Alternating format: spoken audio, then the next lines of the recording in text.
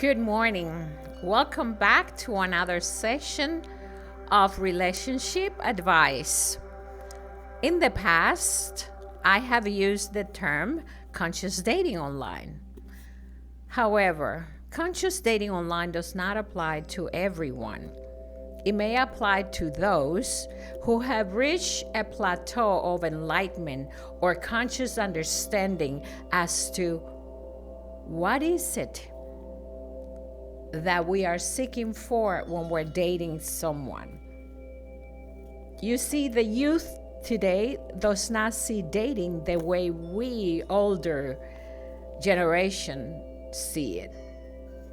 Therefore, this advice is for everyone if you're 18 years or older. After living in the Middle East for nearly 8 years, Oman, Dubai, and even in far Africa, such as Nigeria, I never understood the reality of why parents will try to find a partner for their daughter. In other words, arranged marriage.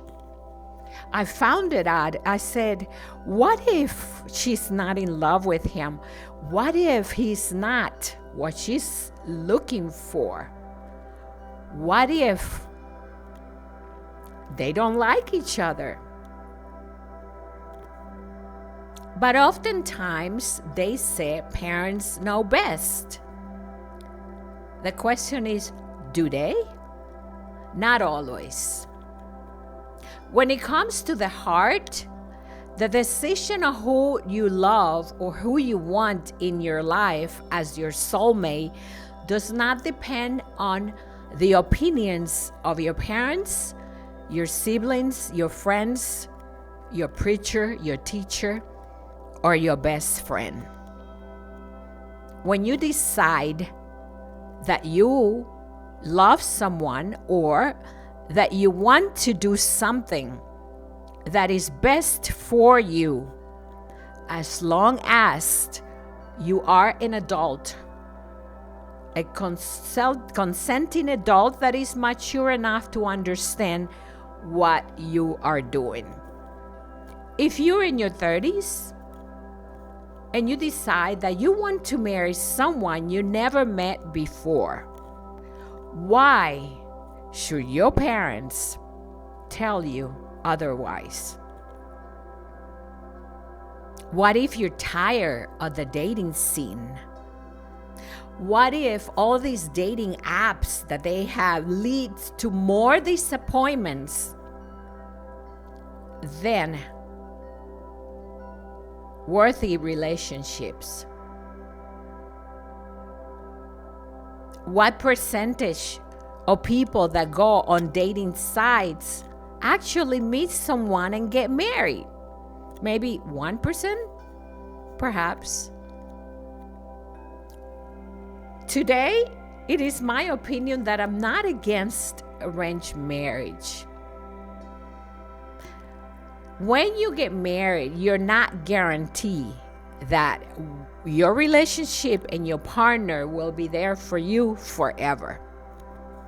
Nonetheless, when a person takes the step to say, I am going to marry a complete stranger, it tells you that this person is ready to commit. This person is ready for a concrete relationship.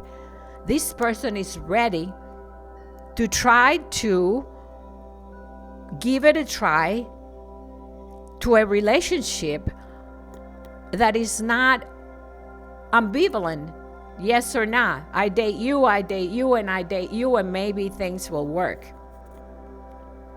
They know that once they make a commitment to marry one person, they have to make the sacrifice, the understanding, the patience, the dedication, and the love to be there for that person. I believe that it works better. Why? We don't know when we meet someone who they really are. And in the process of knowing your partner, when you marry someone that you don't know, you will try even harder to try to be the best version of who you are as a human being. It's not that you're trying to impress. Rather, it is that you have decided that you want this relationship to work. That you desire for this to be your one and only trial, because you have dedicated your time, your money, your effort, and you are tired of what is out there. The dating scene today is very different than it used to be. Whether there are more demands or not, or whether people, perceptions, desires, and views of others have changed, is of individual opinion. But things are not what they used to be. And I believe that when you try to commit to someone because you want to, not because anyone is forcing you, or not because you think that perhaps you should, but because you know that is what you want to do as a decision, as a choice, then you will make it work. I remember when I was going to college, I worked for a store called Jordan Marsh in Florida, a department store, similar to Neiman Marcus nowadays. And I had a partner in my department, cosmetics, that was from Pakistan. She was very tall, beautiful girl. The girl wore a diamond in the center of her forehead. And she said to me one day, "I'm getting married." I say, "Oh, I didn't know you had a boyfriend. I'd never seen your boyfriend." She says, "No, I don't have a boyfriend. My parents picked my husband for me, my future husband." And I found that odd and strange. I'm like, what if you're not in love with him? What if you don't like him? And she said that her parents will pick her partner depending upon the qualities that they know that she likes on a man. That it wasn't based on money, prestige, or society, but rather on what makes her as an individual a happy human being. Of course, parents will look after their child, and they will make sure that not only is their daughter happy, but she's also well taken care of. When I met her husband, because by the time she introduced me to him, they were already married, she was not allowed to see him until the day of the wedding. I was mesmerized. He was tall, handsome, came from a good family, a good society background, prestigious, and the father and mother picked the perfect partner for their daughter. However, that's not always the case.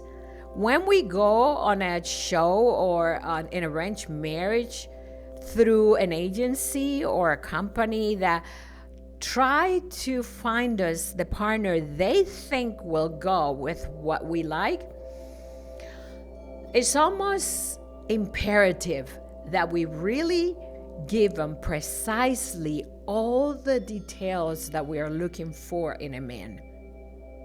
Not perfection. Nobody's perfect. But that those qualities are there.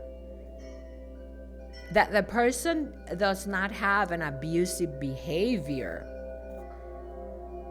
That they have not been in an abusive relationship. That they're not the non-committed type.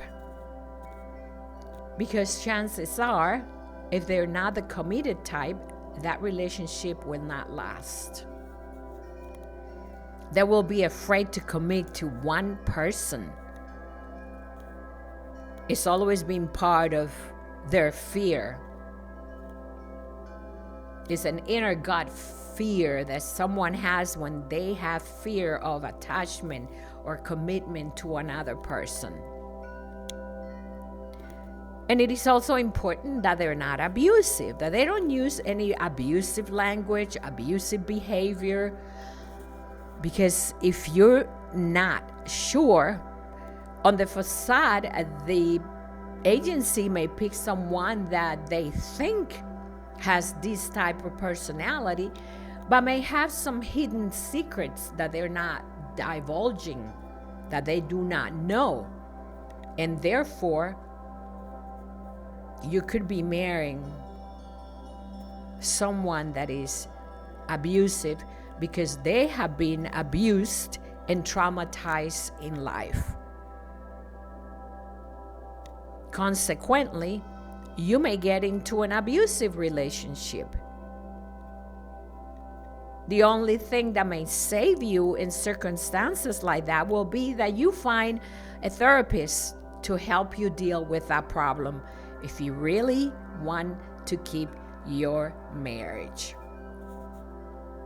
See, we never know who we marry, and therefore, picking a partner to marry that you know and dated for a while does not guarantee that that partner is going to be what you want him to be, because people change. People may have hidden secrets for personal reasons. We do not know their past. But what makes a marriage work is to work through all the steps, traumas, problems, and circumstances that are presented when they arise. That's what makes us survive. Not to walk away, run, judge, point fingers, and say, oh, you are not good. But look inside, because that finger is pointing that way and the rest of the other fingers are pointing at you. Are you perfect? Are you good enough? Nobody's perfect. So I strongly believe that marrying someone that you never met, but that you can almost certainly request that this person have the qualities that you're looking for, is not such a bad thing after all. I do not recommend it for younger generation because they're looking for love. They're looking for self-identity. They're looking for somebody to love them. Therefore, they have to be at the same level of this person that is seeking for the same feelings, emotions, love, and maybe fantasy of a young heart, the young Romeo and Juliet, love lasts forever. It is my belief that the word that's expressed when someone gets married until death do us part should not be taken for granted. That it should be respected. That it should meant what it means. That no matter what happened, you will be there for that person. I have observed people getting married, reading their vows to their partner. And sometimes you ask and wonder, is that really what you're going to do? Are you going to be there for your partner forever? Or shall any problem arise, or you discover something about your partner that you don't like, make you walk away when you promise before God that you will be there forever and ever, no matter what?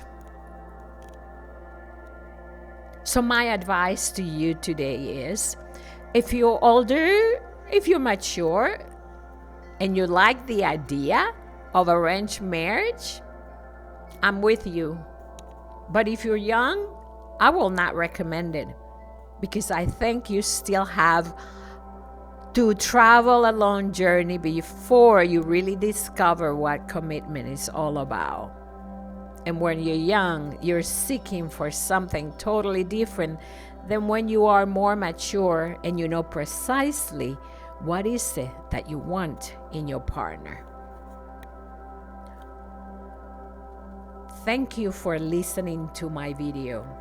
Please share, subscribe to my YouTube channel, Unconscious Dating Online, which will soon be changed to Relationship Advice, and have a wonderful week.